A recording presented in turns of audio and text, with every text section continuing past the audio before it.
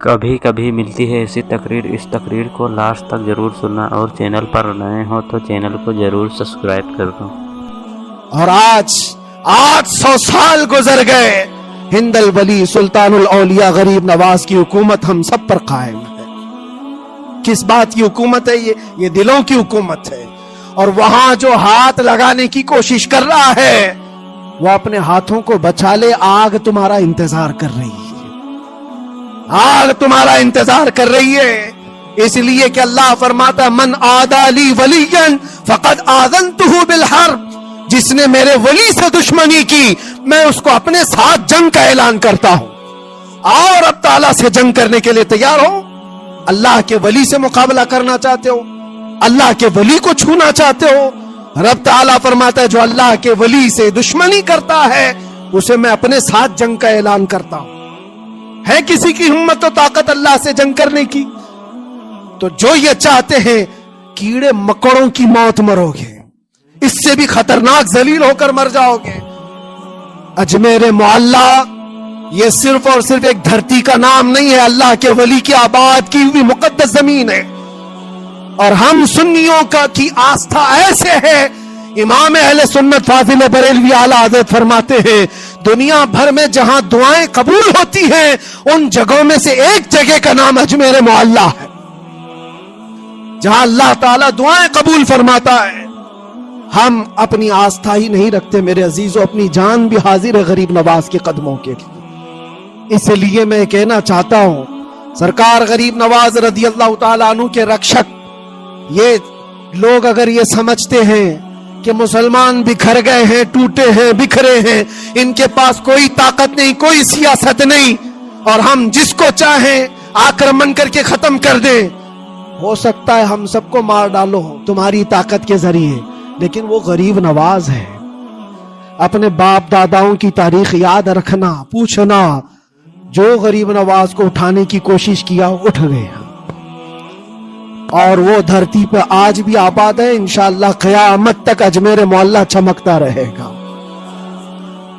سرکار غریب نواز رضی اللہ تعالیٰ عنہ کے آستانے سے جو فیض بٹتا ہے، اپنے اور غیر سب وہاں سے فائدہ اٹھاتے ہیں، سب لوگوں کو برابر فائدہ اٹھایا جاتا ہے۔ اسی لیے میرے عزیزوں، یہ آزمائشوں کے دور میں میری صرف ایک ہی گزارش ہے، اپنا ایمان مضبوط کرو، اپنا ایمان مضبوط کرو۔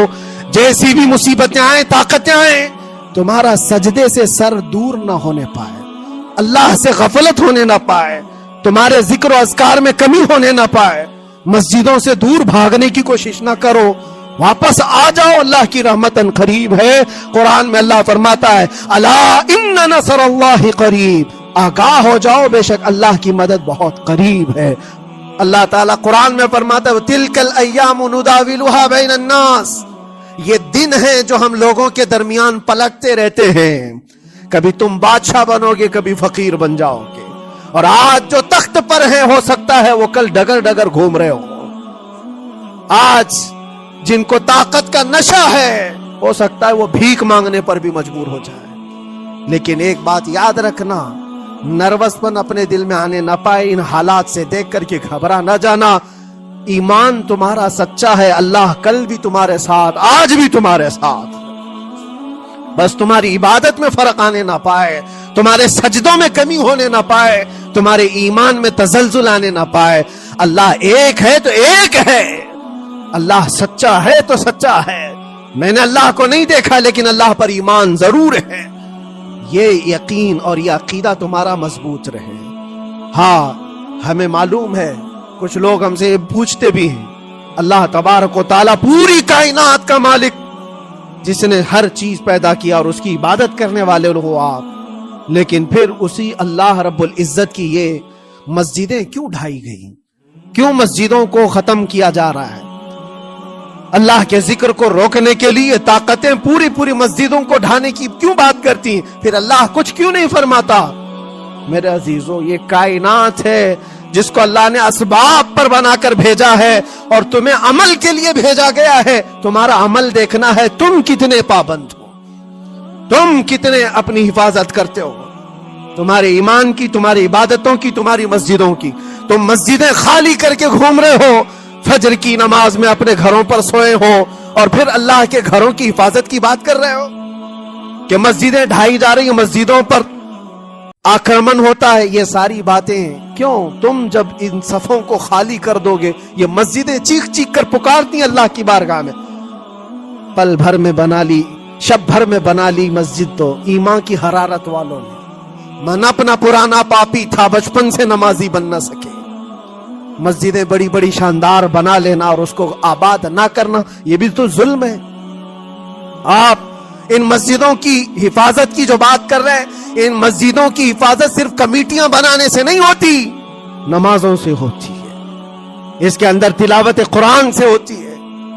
عزیزان گرامی، اور پھر یہ بات ان ظالموں کے لیے کہ اگر وہ ہاتھ لگا کر مسجدوں کو اکھاڑنا پھینکنا اس کو اپنی طاقت کا ذریعہ سمجھتے ہیں تو سمجھ لو تھوڑے دن کی بات.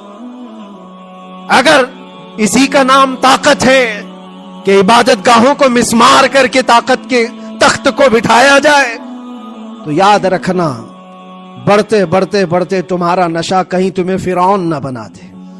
اور اگر فرعون بن گئے تو انتظار کرو، اللہ تعالیٰ بڑے بڑے فرعونوں کو صرف پانی سے ہلاک کرتا ہے. بہت بڑے بڑے نمرودوں کو اللہ تعالیٰ مچھر سے ہلاک کرتا ہے. وہ ابرہہ بھی تو آیا تھا جو کعبہ ڈھانے کے لیے آیا تھا، ہاتھیوں کا لشکر لے کر آیا تھا، جس کا ذکر قرآن پاک میں الم تر کیف فعل ربک باصحاب الفیل. اے محبوب، کیا آپ نے نہیں دیکھا ہاتھی والوں کے ساتھ اللہ نے کیا معاملہ کیا؟ پورا ہاتھیوں کی فوج لے کر آیا تھا کعبے کو ڈھانے کے لیے. ہوا کیا؟ کعبہ کو ڈھانے کے لیے اتنی خطرناک فوج تھی اور مکہ والوں میں لڑنے کی اتنی طاقت نہیں تھی.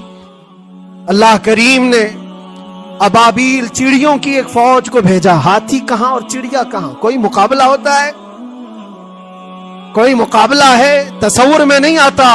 لیکن رب تبارک و تعالیٰ کا ایک دستور ہے، بڑی بڑی طاقتوں کو چھوٹی طاقتوں سے ہلاک کرتا ہے. چھوٹی چھوٹی سی چڑیاں ہیں، ایک ہاتھ میں تمہارے آ جائیں، ایک چونچ میں اور دو پاؤں میں کنکریاں لے کر آتی تھی، اوپر سے صرف وہ کنکریاں گراتی، ہاتھیوں کے پیٹ پھٹ جاتے اور آگ لگ جاتی تھی.